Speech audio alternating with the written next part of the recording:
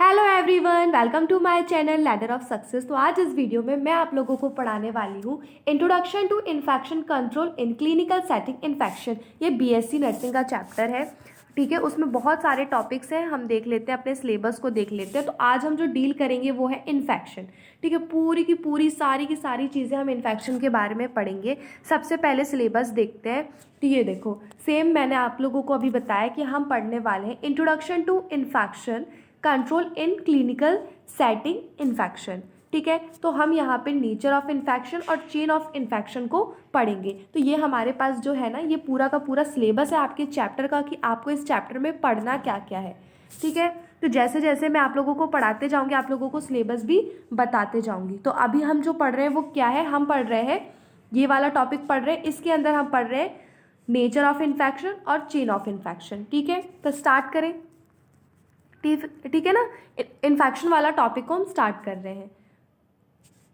Introduction to infection control in clinical setting infection. तो जो हमारे पास जो इन्फेक्शन होता है, सबसे पहले तो हमें इन्फेक्शन की मीनिंग पता होना चाहिए कि इन्फेक्शन होता क्या है, ठीक है। तो डेफिनेशन ऑफ इन्फेक्शन क्या है? Infection is the invasive of multiplication of harmful micro organism pathogens inside the body.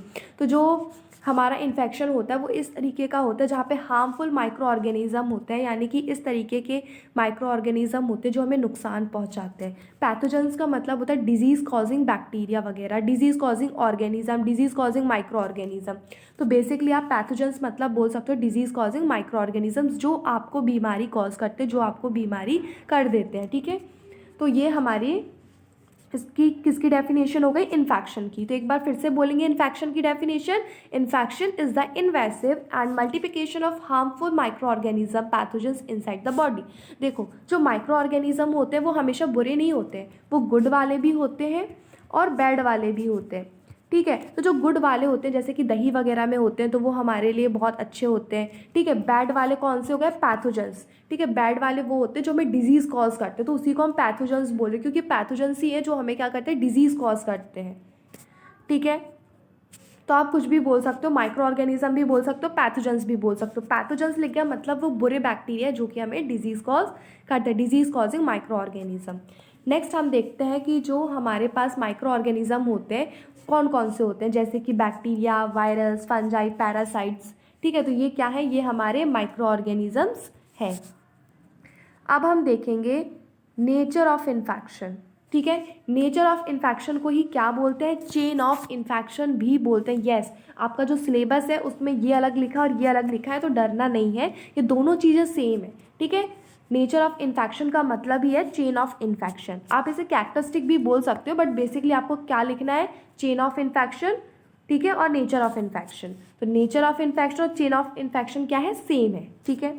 अब हम देखेंगे कॉजेटिव एजेंट। कॉजेटिव एजेंट का मतलब क्या होता है, ठीक है। ये मैंने चार्ट के फॉर्म में इसलिए प्रिपेयर किया ताकि आप लोगों को ईजिली समझ में आए। तो कॉजेटिव एजेंट्स का मतलब क्या होता है? पैथोजेंस, ठीक है। बेसिकली हम इसे बोलेंगे पैथोजेंस। सबसे पहले तो ये देखो कि नेचर ऑफ इन्फेक्शन और चेन ऑफ इन्फेक्शन में आपको कितनी चीज़ें पढ़नी है? 6 चीज़ें पढ़नी है। पहला आपको पढ़ना है पॉजिटिव एजेंट, सेकंड पढ़ना है रिजर्वायर, थर्ड पढ़ना है पोर्टल ऑफ एंट्री, फोर्थ पढ़ना है मोड ऑफ ट्रांसमिशन, फिफ्थ पढ़ना है पोर्टल ऑफ एग्जिट और सिक्स्थ पढ़ना ससेप्टेबल होस्ट। मैं इस वीडियो में आप लोगों को टू द पॉइंट पढ़ा रही हूँ जो आपके सिलेबस के अकॉर्डिंगली है, ठीक है। अब हम देख लेते हैं कॉजेटिव एजेंट क्या होता है। कॉजेटिव एजेंट एक पैथोजेंस है, यानी कि बीमारी कॉज करेगा। पैथोजेंस आ गया, दैट मीन्स बैड बैक्टीरिया जो कि हमें डिजीज कॉज करेंगे। Infection is caused by disease producing organism such as bacteria, virus, fungi and parasites. तो ये क्या है? पॉजिटिव एजेंट्स है जो कि बीमारी कॉज करेंगे। तो देखो कौन कौन हमें बीमारी कॉज करेगा? Bacteria, fungi, virus and parasite. अब रिजर्वायर, रहते कहाँ, इनका घर कहाँ है, ठीक है।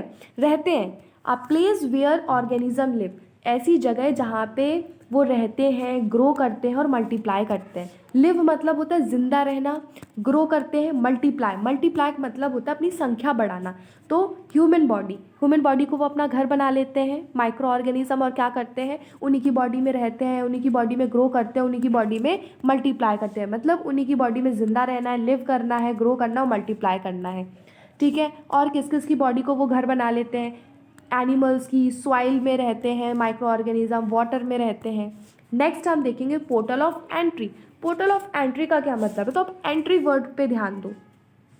एंट्री से तो आप समझ रहे हो ना, the way pathogens enter the body, किस तरीके से जो माइक्रो ऑर्गेनिज्म होते हैं पैथोजेंस, पैथोजेंस यानी बैड बैक्टीरिया जो कि हमें डिजीज़ कॉजिंग करते हैं, डिजीज़ कॉजिंग माइक्रो ऑर्गेनिज्म है ये, ठीक है। तो वो हमारी बॉडी में कैसे अंदर घुसते हैं, जिन्हें डिजीज़ करनी है, डिजीज़ कॉजिंग जो ऑर्गेनिज्म है पैथोजेंस है, वो हमारी बॉडी में कैसे घुसते हैं, इसी को हम पोर्टल ऑफ एंट्री बोलते हैं, the way pathogens enter the body. तो इसका एग्जाम्पल है रेस्पिरेटरी ट्रैक, यानी कि आपके श्वासन तंत्र से वो आपके शरीर के अंदर घुस सकते हैं जो डिजीज़ कॉजिंग माइक्रो ऑर्गेनिज्म है। आपके डाइजेस्टिव ट्रैक से घुस सकते हैं, यानी कि पाचन तंत्र से वो आपके शरीर में जा सकते हैं, स्किन ब्रेक्स से जा सकते हैं, यूरिनरी ट्रैक से जा सकते हैं, ब्लड स्ट्रीम से जा सकते हैं। तो इतनी सारी जगह से वो क्या कर सकते हैं, आपकी बॉडी में जा सकते हैं और आपके अंदर बीमारी कॉज कर सकते हैं, आपको डिजीज़ कॉज कर सकते हैं। Mode of transmission, how infection spread, अब जो इन्फेक्शन है वो फैलता कैसे है, मोड ऑफ ट्रांसमिशन क्या है, यानी कि जो इन्फेक्शन होता है वो फैल कैसे जाता है। तो यहाँ पे देखो 4 चीज़ें हम पढ़ेंगे, direct contact, indirect contact, airborne और बैक्टरबोन। इनके वजह से क्या होता है कि इन्फेक्शन जो होता है स्प्रेड होता है, इन्फेक्शन जो होता है वो फैलता है। तो अब जो डायरेक्ट कॉन्टैक्ट है उसका क्या मतलब है, touch body fluids, body fluids में ब्लड आ सकता है, सीमेन आ सकता है, सलाइवा आ सकता है, तो म्यूकस आ सकता है, ये सारी चीज़ें बॉडी फ्लूइड्स में आ जाएंगी। डायरेक्ट कांटेक्ट से मतलब क्या हो जाए, डिजीज़ कॉज हो जाएगी, ठीक है। तो समझ में आया आपको डायरेक्ट कांटेक्ट का क्या मतलब होता है। अब हम देखेंगे इनडायरेक्ट कांटेक्ट, ठीक है। जैसे कि मान लो कि ये कोई पर्सन ए है और ये कोई पर्सन बी है, ठीक है, ये कोई ए है और ये कोई बी है, ठीक है। इसके पास कोई पेंसिल है या फिर कोई भी चीज़ है, तो वो कैसी है, इन्फेक्टेड है, उसमें डिजीज़ वगैरह, उसमें ऑर्गेनिजम्स वगैरह जो माइक्रो ऑर्गेनिजम्स होते हैं वो इसमें है, ठीक है। मान लो उसके पास ये पेन है और इसमें माइक्रो ऑर्गेनिज्म है जो कि डिजीज़ कॉज कर देते हैं, और ये जो पेन है पर्सन ए ने पर्सन बी को दे दिया, यानी कि आपका मान लो ये आप हो और आपने अपने फ्रेंड को दे दिया, ठीक है। तो जब पर्सन ए पर्सन बी को देगा तो इसके पास क्या पहुंच जाएगा, इन्फेक्शन पहुंच जाएगा, माइक्रो ऑर्गेनिज्म पहुंच जाएंगे जो इस पेन में थे। देख रहे हो, इस पेन में जो माइक्रो ऑर्गेनिज्म थे, जब ये पेन इसको देगा तो इसको पहुंच जाएगा। तो इसका क्या मतलब है, ये है डायरेक्ट कांटेक्ट, यानी कि कंटामिनेटेड ऑब्जेक्ट्स के थ्रू पहुंचे, पेन के थ्रू, पेंसिल के थ्रू, यानी किसी दूसरी चीज़ से फैले।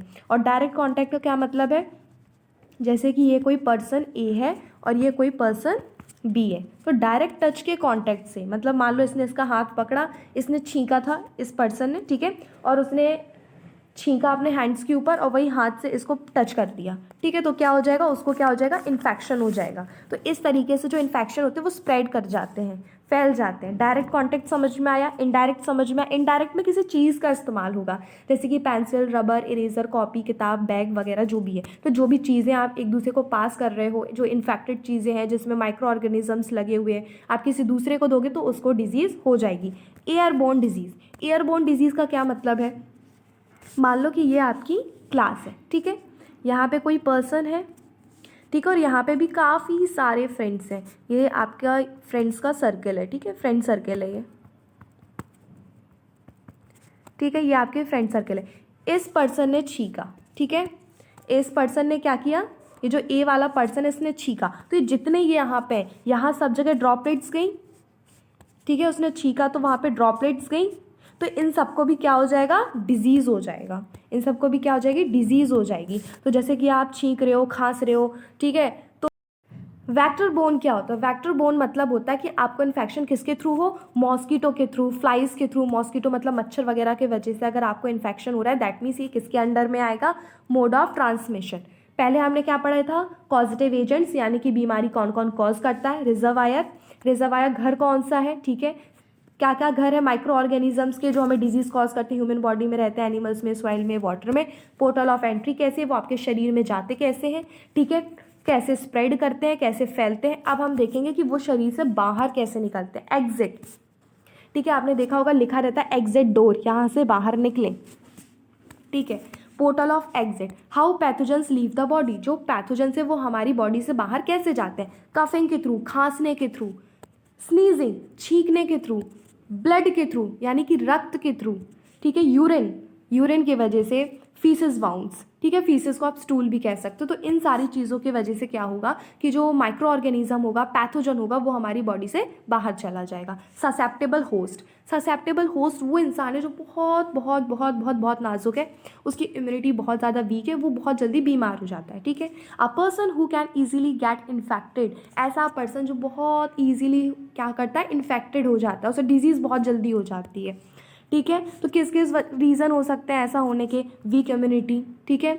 एक तो एज का भी फैक्टर होता है कि जैसे छोटे बच्चे होते हैं वो बहुत ज़्यादा छोटे होते हैं, तो उनको जो उनकी जो इम्यूनिटी होती है वो वीक होती है। दूसरा, जो बहुत एजेड होते हैं, जो ओल्ड लोग होते हैं, वृद्ध लोग होते हैं, तो उनकी जो इम्यूनिटी होती है वो वीक होती है। दूसरा, क्रोनिक डिजीज़, क्रोनिक डिजीज़ का मतलब होता है, क्रोनिक वर्ड जहाँ आ जाए तुम समझ जाओ लॉन्ग टर्म डिजीज़ की बात हो रही, बहुत लंबे समय से कोई डिजीज़ चल रही है, ठीक है। अब मान लो किसी को डिजीज़ के लिए 1 साल 2 साल हो गया, या फिर 1 महीना 2 महीना हो गया, तो कितने लंबे समय से उसे डिजीज़ है। तो अगर किसी इंसान को पहले से कोई दूसरी डिजीज़ है तो उसे दूसरी डिजीज़ जो होती है वो जल्दी हो जाती है। यानी मान लो कोई डायबिटीज़ का पेशेंट है, तो उसको कोई चोट वगैरह लगी तो वो बहुत देर बाद हील होती है, और जो दूसरी डिजीज़ वगैरह होती है वो उसे जल्दी हो जाती है। जैसे कि तुमने कोरोना टाइम पे सुना होगा कि जो डायबिटीज़ वाले पेशेंट वगैरह हैं, जिन्हें ऑलरेडी डायबिटीज़, बीपी वगैरह किसी दूसरी प्रॉब्लम से वो गुजर रहे हैं, तो उन्हें कोरोना जल्दी हो सकता है। यानी कि जिन्हें कोई लंबे समय से कोई बीमारी चल रही है, उन्हें कोई दूसरी जब डिजीज़ होती है वो जल्दी हो जाती है, ठीक है। अब पुअर न्यूट्रिशन, खाना पीना सही नहीं है, आप खाना खा रहे हो बट उसमें आप क्या खा रहे हो, बाहर का खा रहे हो, मोमोज खा रहे हो, आप जो हेल्दी डाइट है वो नहीं ले रहे हो, बैलेंस डाइट नहीं ले रहे हो, कभी सिर्फ कार्बोहाइड्रेट ले लेते हो बहुत सारा, और कभी कभी आप सिर्फ प्रोटीन लेते हो, और फिर कभी कभी आप सिर्फ फैट ले रहे हो, आप बैलेंस डाइट नहीं लेते हो। पुअर वैक्सीनेशन है, पुअर वैक्सीनेशन, ठीक है।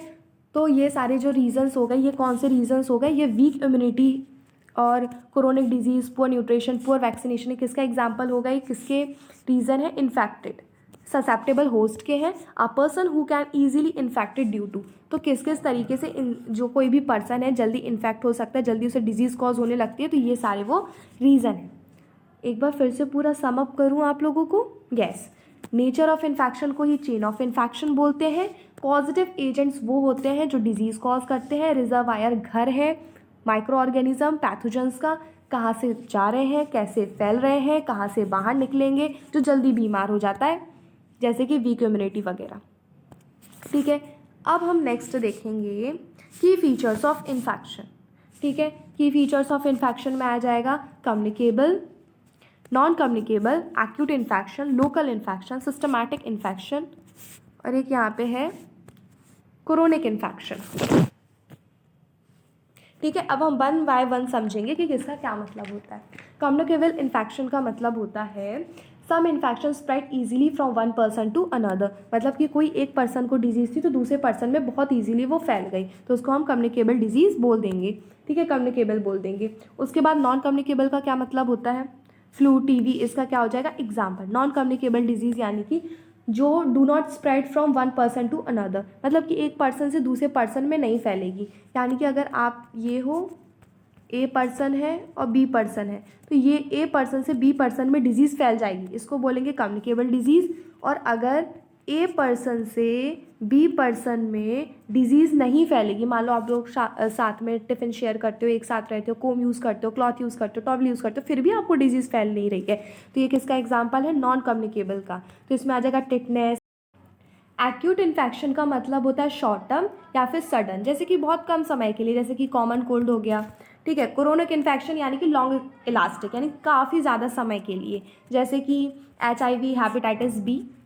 देन फिफ्थ है लोकल इन्फेक्शन। तो लोकल इन्फेक्शन का मतलब होता है affects a specific body part, wound infection, ठीक है, कोई स्पेसिफिक बॉडी पार्ट को ही इफेक्ट करता है। और सिस्टमैटिक इन्फेक्शन का मतलब होता है spreads through out the body, यानी पूरी बॉडी में फैल जाता है, जैसे कि सेपिस, ठीक है। एक चीज़ और मैंने बताई थी लोकल इन्फेक्शन। तो लोकल इन्फेक्शन का क्या मतलब है? लोकल इन्फेक्शन का मतलब होता है स्पेसिफिक बॉडी पार्ट पे, कंफ्यूज नहीं होना है दोनों में। लोकल इन्फेक्शन का मतलब होता है स्पेसिफिक बॉडी पार्ट में, और सिस्टमैटिक इन्फेक्शन का मतलब होता है जो पूरी बॉडी में फैल जाए, spread throughout the body, ठीक है।